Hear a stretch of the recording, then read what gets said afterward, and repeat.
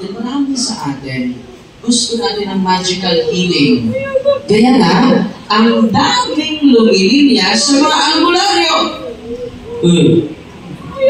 Tayo agad. Totoo, hindi. Kapag nakita tayo ng mga albularyo na sikat, pumunta tayo dahil magical yung thinking natin. Sasakyan tayo ng demonyo.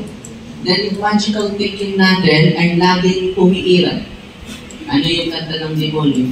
Sasakyan kita sa lahat ng gusto mo. Dahil magical yung thinking natin. Hindi na tayo konsulta sa mga doktor. Dito po, grabe yung reaksyon ng kanyang asawa. Or evil spell and curse because of the envy and slander, or from the evil eye or hex, or evil consecration. Render powerless then this injury that has befallen your servant. Pag pronounce sa pangalan niya, sumigaw yung kanyang asawa. No? Grabe yung sigaw. From the evil, from every ill. Kapag grabe na yung oppression, nagbibigay ng mga iba't ibang karamdaman, ill, malefic activity, sickness, or any action caused by the evil one because of the hatred. So dito na, highlight. Pero nagagalit sa'yo. Because of the hatred of evil people. Ang ganda ng rito ng siman. Render all this null and void. Wow. Render all this null and void. Let this all be uprooted. And their conjurers were chastised severed. Ano mangyari? Babalik sa nagpadala sa iyo ng curse. Tingnan niyo yung ritual. And their conjurers chastise severely and banish like smoke. Tingnan niyo yung kanyang tuhod. Sabi niya, Father, nawala yung sakit. Hindi naman ako uminom ng gamot. Then merong mga karamdaman na spiritual in dimension, preternatural in origin. Kaya kayo, na nandito, blessed and blessed kayo. Bakit? You are empowered by the truth of our faith. Kung kayo, yung mga may karamdaman ninyo, yung mga nanay at mga tatay, ma-educate lang properly, and they will prepare spiritually para kami tayong matulungan. You are empowered by the truth of our faith. Natutuwa ba kayo ngayon? Yes. Ayun, hindi kayo na-late. Dapat alas 8 nandito na kayo. Sa mga na-late, balik kayo this next Thursday. Open naman itong empowerment natin.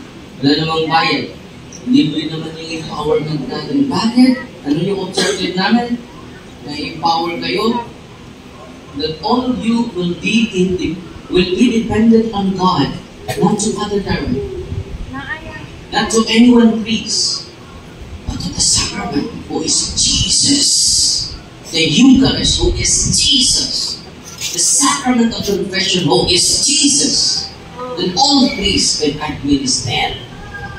Amen? Amen. Wow. So, ano yung objective namin? Para maging dependent kayo sa Diyos. Why? Because God is present everywhere. He can do impossible things.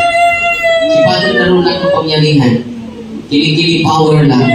Dito yung Father David. At, alam nyo, patuloy tayo sa prayer ni Saint Cyprian, that what is beautified along with his family, if it is bound by magic or malefice, for succubus or incubus. So ito po, yung paglapit niyo sa mga occultista, it will lead them to succubus, incubus. Mayroon na silang mapanaginipan na i-rape sila sa panaginip. Very consistent. Ang kaso nila, kanina, incubus. yung kanyang asawa, may gagahasa sa kanyang asawa before and after exorcism. Ito na po. Dahil meron silang magical ties. Dahil yung asawa niya ay dahan-dahan na mag-practice sa pagkamanggagamon. Dahil papasok yung propeta sa kanyang katawan. Nagpakilala ng propeta. Pero demonyo pala. At yung kanyang husband, laging tumatawag, dito kayo, pagkonsulta kayo sa propeta namin.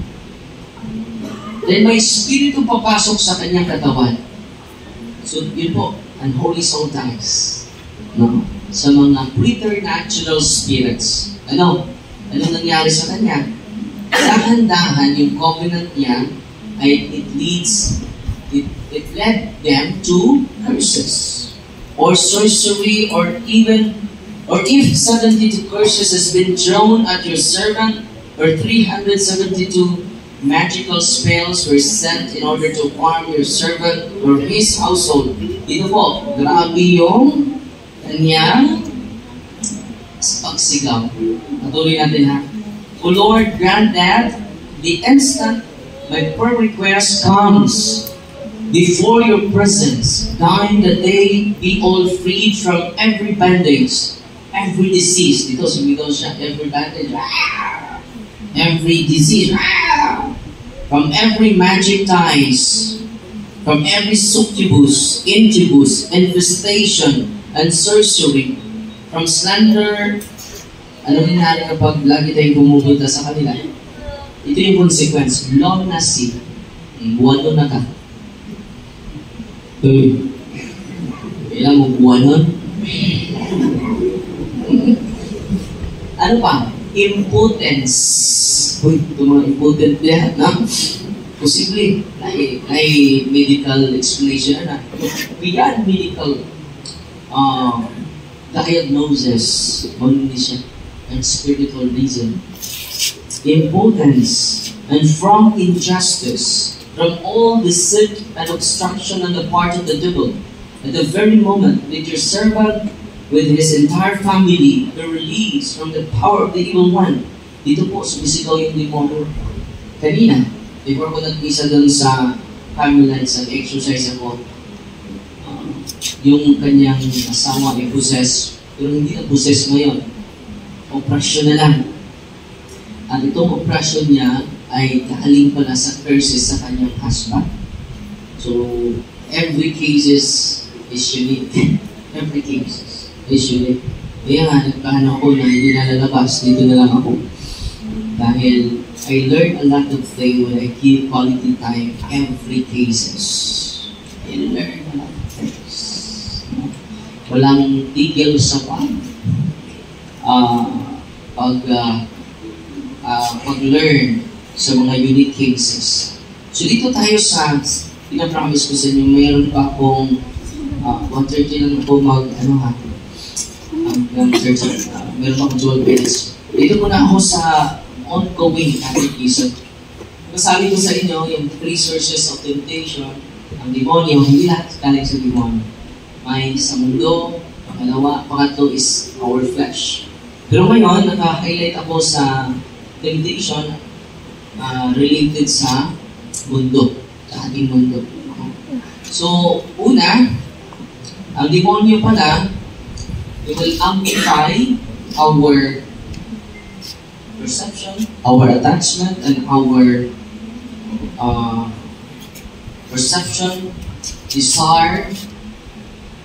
He will magnify our desires. So ngayon, dito tayo sa una, will amplify our desire. Pangalawa, distortion. I-distort na yung image natin, perception, desire, and attachment. Pangatlo, ang pangatlo is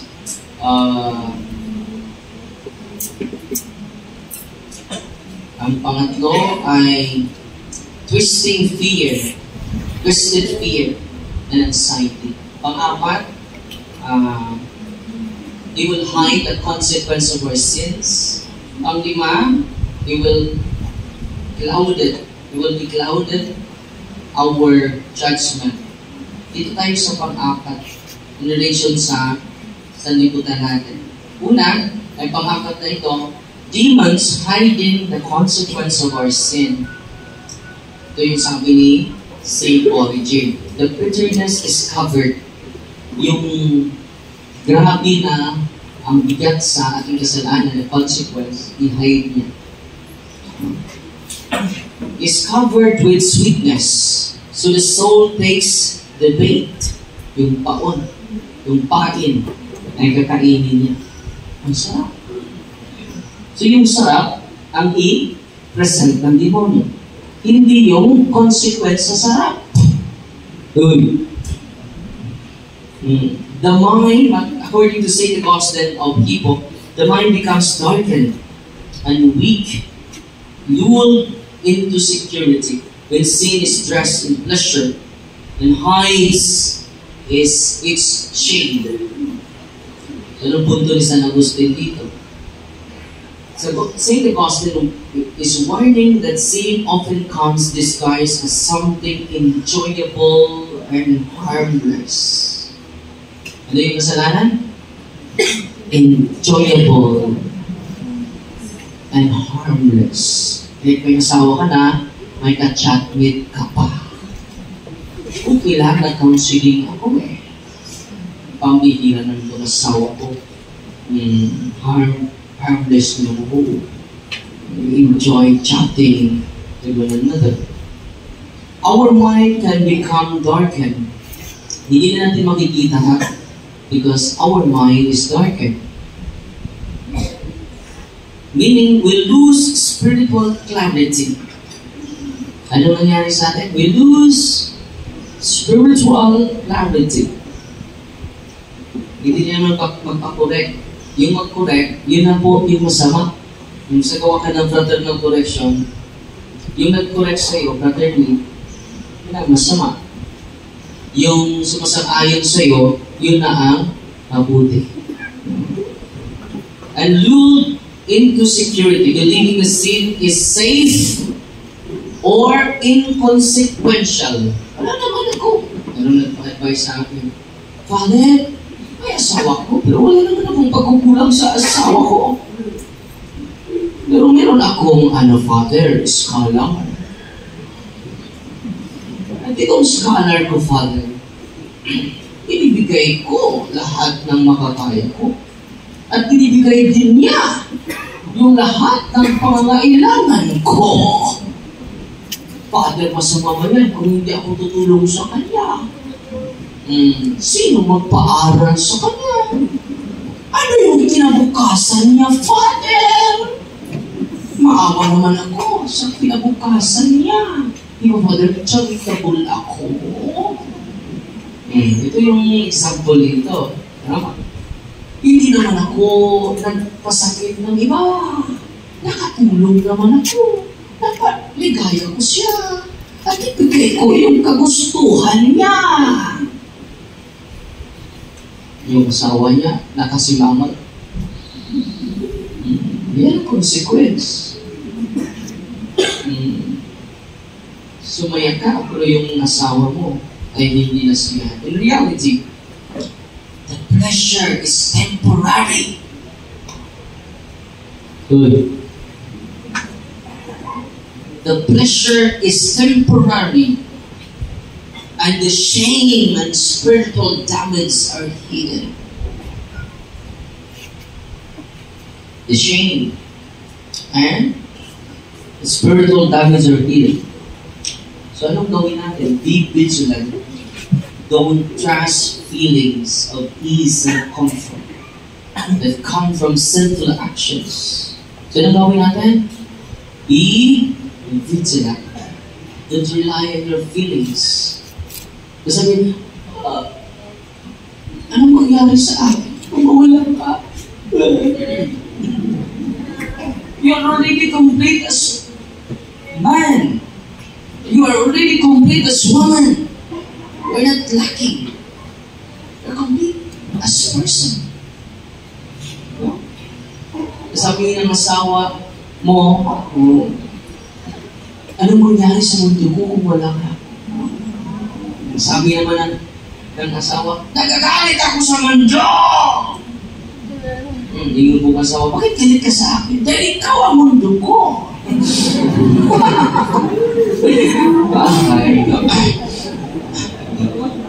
Bakit galit ka sa akin? Dahil ikaw ang mundo ko. So, bakit napunta tayo sa feelings? Minsan, we decide based on feelings, not based on principle, not based on truth, but based on feelings. And that's the reason why our life is chaos. My life is a mess. No? So, nagawin natin, let us decide based, not based on feelings, but based on truth and principle. Amen? Sasabihin mo, darling, kung mawala ka, anong mangyari sa akin? Kulang yung araw ko kung wala ka. Kaya pala ikaw kulang-kulang. It is not geologically sound. The female is completely person. You are a complete person. When you united before the sacrament of matrimony, you share your completeness. It is not geologically sound, you complete me. It's not geologically sound. Sasabihin mo sa asawa mo, you complete me. Kung rin kaya man yung asawa mo, you complete me too. It is not geologically sound. Ano yung geological soundness ng turo ng simbahan? We share our completeness. Because you are complete being a person. Complete ka na. May kaluluwa ka na. May katawan ka na. May kantalan ka na. May will ka na. You are complete already. As a person. Amen? Sabihin mo sa asawa mo, kahit wala ka, kumpleto ako. Sa mga nangabit kayo, hindi kayo luoy. Sa Tagalog luoy? Ha? Hindi kayo kawawa. Meron na magpahagong buto natin. Hindi kayo kawawa. Because you are already complete as a female. You are already complete as a man. Amen? Yan. So, last 3 minutes. Katong katugon, ano mo na ako. Saint John ay, sige, katog lagi.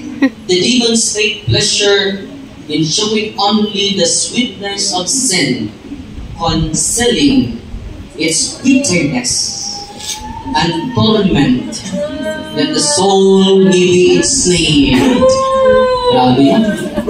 Ayan. Torment yan. Ayaw ko na. Yun ang mangyayari sa inferno. Torment. Ayaw ko na. Yung mga ngipin natin. Diba? Ayaw ko na. Magkakot ang mga ngipon. At yung mga ngipon, yes na mo. Huwag na itaguton. Diba? Without figure speech na, ha? Yan kami mga may ngipon mo dati. Ngipon mo. Sa ako pagkakot. Meron akong pasyente dito sa Tagalog kakot. Diba mo? Diba mo diba? Patihan gnashing of teeth. Kaya Tagalog yan. Basta mo lang. And it is a torment. Hindi ipakita ng demonyo yung torture at the end of the day. Yung bitterness. Ano yung rason? Pero maraming sasama sa kanya. Maraming mga asawa iwanan, mag-promote ng divorce, mag-promote ng same-sex marriage para hindi tayo nadami. Opposite yung ituro ng demonyo. Opposite. Sabi ni Cristo, go sa Diyos, go to the Word and multiply. May lumapit sa akin, may isang gusto siya ng babae at babae. Father, mahal ko siya. She completes me. God complete me. Yeah, ano nangyari? Babae at babae, hindi na tayo lalaki. Amen? Na kung yung mama mo ay ganun din mag-isip na tulad mo, na dito, abot bakas kalimutan ka, hindi. So let us continue to discern, not to continue to follow the secular teachings of the world. Diba? Kung lalaki at puro lalaki, limutan na kung sana yan. Dili. Muna yan accept my reality. Sino tayo? As si Saint Cassian, sin can feel attractive, but carries hidden spiritual and moral consequences.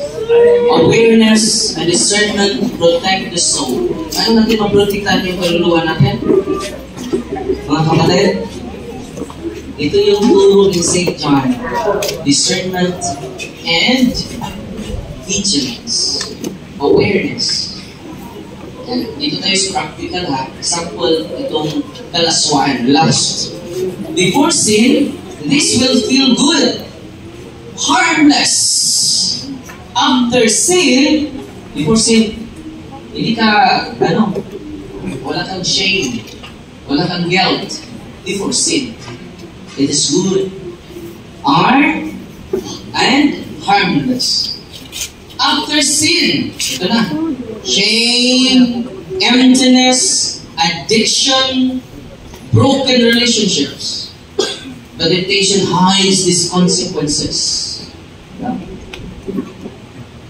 Okay ka na? After sin, grabe yung shame.